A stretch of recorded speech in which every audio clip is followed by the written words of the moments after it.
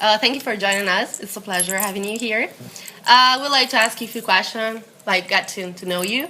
Okay. And the first one would be, how did you start playing at Hacienda? Like, how did everything start, and why did you decide to start playing? Whoa, long story. Well, the club opened in 1982. It was really New Order's club. Obviously, we love New Order, and New Order and Factory Records started the club originally as a live music venue, primarily as a live music venue. And at that time, I just used to queue up to pay to go in. I was just like a customer.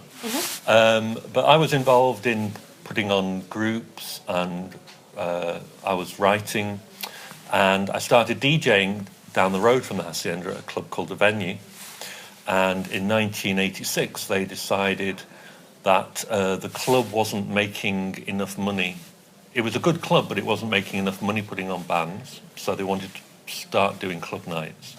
So the idea was to go and find top DJs in Manchester and bring them to the Hacienda. So the first two people they found were Mike Pickering, who was already working in the office at the Hacienda, and the other one was me, who was working in the club 50 metres down the road. Right there. So they didn't look very far. And the club I was doing was a club I was running myself called the Magic Roundabout. And they just said to me that, well, they came in and they asked me if I would go and play on Hacienda on a Thursday. So I started doing Thursday at the Hacienda. Mike was doing Friday with a guy called Martin. And then I started doing Saturdays as well. So this is now 1986.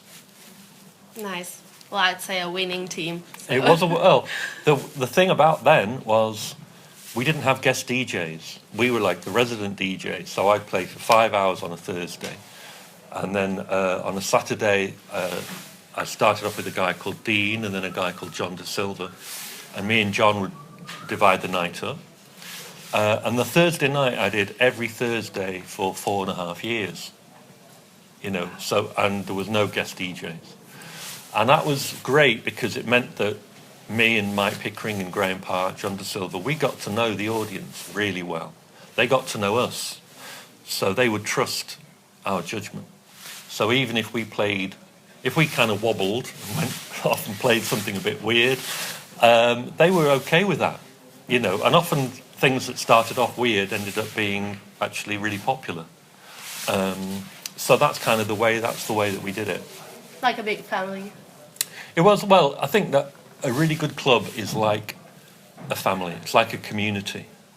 And I meet people today who, that it was the most important experience of their lives, or they met their friends there, their friends for life. Maybe they met their lover, and that's what every great club, you have the music, but the music is sometimes it's like the background. It's not necessarily the background, but it's like the thing which enables everything else to happen. It's what draws people in, and that, with Hacienda, people were drawn in by the music. But when you're meeting people who are also drawn in by the music, you already know you have something in common. And so the Hacienda from 86 until 1990 the club nights just got bigger and bigger and bigger and bigger, almost too big. So Wednesday, Thursday, Friday, Saturday, it was full. Very nice. Well, that's basically what happened here. Like, it started small and then it became bigger, friendship and everything. Yeah. Well, I think that, the odd thing for us was we didn't know what was going to happen next. There was no blueprint for what we did. We weren't kind of setting out to be pioneers. We were just setting out to do something different. We wanted to do something different because if you think about Factory Records and New Order, their whole thing is do something different. Don't do what everyone else does. So we knew that was important. But we didn't think, what should we be playing so that history would remember us? It was much more like, what can we play so that next week is even better than this week? It was really just like that, organic and spontaneous. And also, when the music we were playing started to influence the bands in Manchester. So Happy Mondays and the Stone Roses kind of, they were already around in '86, but as we evolved, they evolved, and it all became something much, much bigger than any one of us. It became bigger than the Hacienda, it became bigger than any of the bands, and it became what became Manchester, and people would travel from all over to come to the club. People would come from Scotland, from London. We had journalists coming over from Europe. In 1990, we went on a DJ tour of America, which again was weird. We didn't. It's so early now. You're used to DJs traveling, So here I am in Italy, brilliant. But in 1990, it was really new, and the idea that some DJs from Manchester would go to a city like Detroit, which is a great music city, the home of Motown. It kind of almost felt it was bizarre, really. But we went over there, and everybody was like wanted a piece of what we were doing at the Hacienda. So it was, it was crazy. But it also, the thing was, it had no model. It had no. We didn't know what was going to happen. Whereas all the clubs that have happened since have been like, we want our club to be like the Hacienda. But when we started, we just didn't know. We were defining it, we were defining that culture, and even the look, the baggy clothes and the bears dancing and all that. We had to that all just happened, Well, that's a great achievement. So congrats. I think it was a great answer. So we can go to the next one. Okay. It's how did you how did it evolve throughout the years? Like your music, what was the process? I think for me, I've always had eclectic taste in music. I mean, there's a lot of stuff I don't like. I don't really like rock ballads. Yeah. But there's, when I started DJing at the Hacienda, my theory, I had like a theory. My theory was that a DJ played their favourite music, and they played it in the order that would make most people dance. That was kind of the basic DJ philosophy, and it still is mine. So when I started DJing, it reflected that eclectic musical taste. So in '86 I'd be playing New Order, the Rolling Stones, then I play hip hop, Public Enemy, Roxanne Shante, Trouble Funk, James Brown, old Beatles records, A.R. Kane, whatever I wanted, Sonic Youth. And I just, my thing was the skill for me was, first of all, finding the music, but secondly, finding a way of playing it all so that everyone dance. Because most people are like, this is what I like.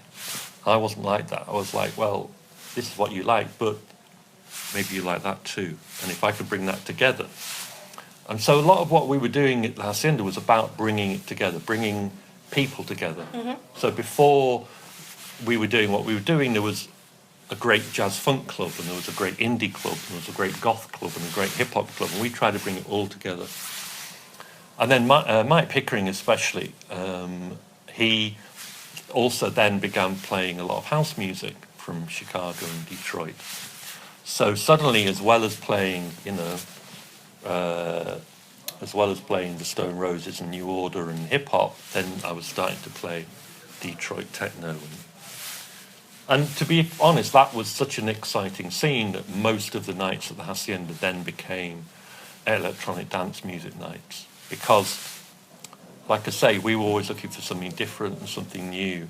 And in '87, '88, that was what was different and what was new. So we just grabbed it. And because the audiences trusted us, they went with us, So we didn't get any resistance from the audience. It was fantastic. We would, by that time, we would just come and the audience would just you have to work with them. If the audience are open-minded, you've got a perfect audience, you know. And that's kind of how it all evolved. And it just kept on evolving, you know. And I think if the Hacienda was open now, we'd be playing very different music to what we were playing at the end of the 1980s, you know. It would have evolved from something else. I don't know what, but it would have been, what I would say is it would be different to everywhere else. That would still be the point, you know. Something different. Yeah. So it's like you went on a trip, like throughout the years, and music evolving, and you're trying to follow it. What is it? Innovate, don't imitate. Yeah. And that thing about, and that's what really gave us our energy and our enthusiasm, was the idea that we, you know, kept on trying new things. Sometimes people start a club now, you can imagine in their heads they'll be thinking, well, what's everyone else doing? You know, we'll do the same, and they're playing this record on the radio all the time, and it must be popular, so we'll play it at our club. So it was a kind of, we were brave, foolish, well, but it kind of worked. Pioneers. It worked. So yeah, great. Next one, let's see. So, in your opinion, why did the whole Manchester movement started in the 80s? Like, and not before or after that? Well, I think one of the reasons would be the generation before had been, in Manchester particularly, had been a very successful kind of punk and post-punk generation. So you had the Buzzcocks, the Fall, Joy Division, the Smiths. Yeah. Why change? You know, that was such a strong scene. But the thing about that scene was it was all, you know, it was about do it yourself. It was about, you know, people doing their own thing. And I think and they're a slightly older generation. And then my generation came along, and I think we were very grateful for what they did, but they were like, we want to make our own culture. And that's kind of still, I think, the important thing that every generation ought to do. Every generation ought to say, you know, and you can take from the past, but really you have to create your own future. Yeah. And I think my generation was sort of very, very keen just to do things differently. And the other thing was, at the end of the 80s, Manchester and the north of England and other places in England were, you know, they were in a pretty bad state. We had a prime minister called Margaret Thatcher, who basically, she almost went to war, you know, with the north of England, and a lot of the industry and the factories and the mines all closed. So in a way, we didn't have anything else, you know. And I think now, obviously, you know, Manchester's changed, and there's a lot of positivity around the city. So some of that kind of real reason for doing something has gone in a way. But at that point, it was kind of like, well, if we don't do something that we want to do, no one's going to give it us, no one's going to entertain us, no one's going to give us jobs, no one's going to, you know, we can't rely on anyone else, we do it ourselves. And so I think that's why that generation particularly made something happen. Great. So, okay, this is like curiosity time. Which was the craziest group you worked with?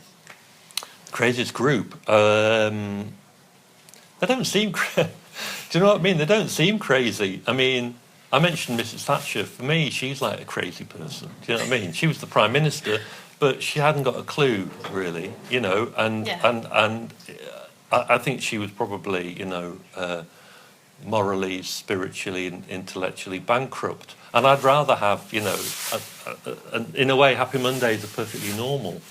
Do you know what I mean? It's kind of what your perspective. I've worked with a few DJs who've probably been a little bit off the edge.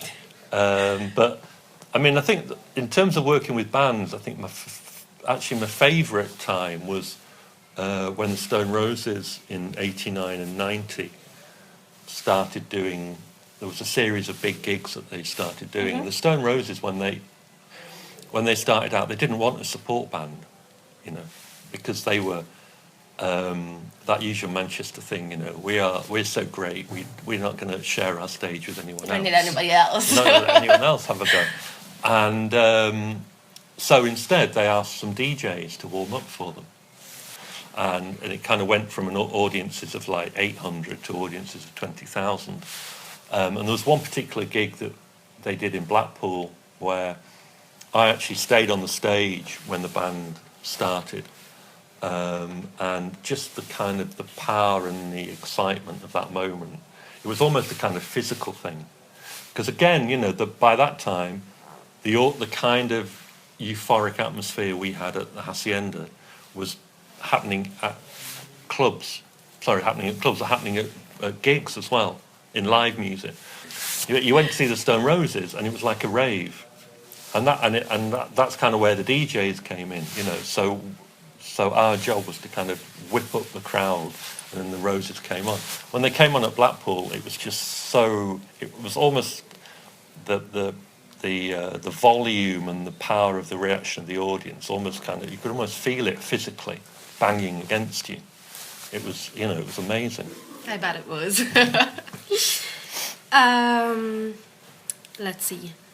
The funniest anecdote that you recall about working at Hacienda, something that stayed in your mind? Well, God, there's lots of stuff that stayed in my mind. I think the DJ. I remember stuff happening, like in the DJ box at the Hacienda was enclosed, and you had to kind of knock on the door to get in, and we could see over the dance floor, so you never knew what was going to happen. And I guess a lot of my Hacienda memories are, you know, the club being full, but then a knock on the door, and like I say, you never knew who it was going to be, and sometimes you wouldn't answer it. But I have to say, no one ever came and asked for requests. They completely left you alone. Sometimes they'd come in and, you know, maybe they'd want to take drugs in the DJ box or something, which was not allowed, obviously. But there was one time when there was a knock on the door and I opened it, and Morrissey was there. I was like, Morrissey, come in. That was quite funny. And then there was another time when there was a knock on the door and a girl came in, and she actually undressed in the DJ box. And then there was another time when there was a knock on the door and there was a guy with a gun. Wow. Who wanted my records. So in a way, those three moments kind of encapsulate for me, like the DJing at the Hacienda. You know, you knew every week that the crowd would come with a fantastic open-minded attitude, and you believed in the music. And yeah, the knock on the door, you know. You never know who it is, you never right? knew who it was going to be. Okay. So this is the last one. So in the music panorama today, do you see anything that could be potentially like Hacienda or a movement like Manchester? I think that, to be honest, you know, I think there's a lot of people who still start clubs with the kind of attitude that we had, you know, that we'll do something that we really believe in, and that we won't play what everyone else is playing, and that we'll try and create a community of people week in and week out. And I think there's still people who do that. And I think that in Manchester there's lots of great DJs, there's lots of great bands. You know, there's bands like Everything, Pins, lots of great bands. So the scene is still really strong. I think the only thing, obviously, with the Hacienda was that because of where we were in history, we were able to be the first. But a lot of what's happened since has had lots of cultural value as well. Yeah. You know, and I wouldn't sort of sit here and say, you know, what we did, you know, it's never going to happen again, because it happens, but in little pockets, and a lot of it is unnoticed. You know, I mean, I love clubs, I love going out, I love that whole scene, and I think that, you know, despite everything that's happened in the last 30 years, you know, and you've got computer games, and you've got, you know, 120 TV channels, you know, and you've had, you know, a recession, and you've got unemployment, all those things that have happened, yet people still want to go out on a Friday and a Saturday, and they want to feel something that they don't feel through the rest of the week. And that, for me, is still, you know, that's still a really powerful emotion, and that's still a real powerful draw for clubs. That's great. Thank you. Then we're done. It was a pleasure interviewing you. So if you wanna, leave a message to PULP people, Leave a message to PULP people. Yeah. Oh God, I wish I could speak Italian. I'm slowly picking up some Italian. I can translate it for you. Rotunda. That's like a roundabout. But that's Because it says it on like the GPS system if you're lost. Rotunda. Yeah. We have so many of those here. And what else have I learned? That's not going to help. But no, what I was saying about the hacienda, I really believe that you can feel what we felt at the hacienda if you're in a club where you're surrounded by like-minded people, and that you're at the club with an open mind, and that the club is being run by people who really love what they're doing and trying to do something different. And if you've got that, you really need to hold on to it because it's a powerful thing.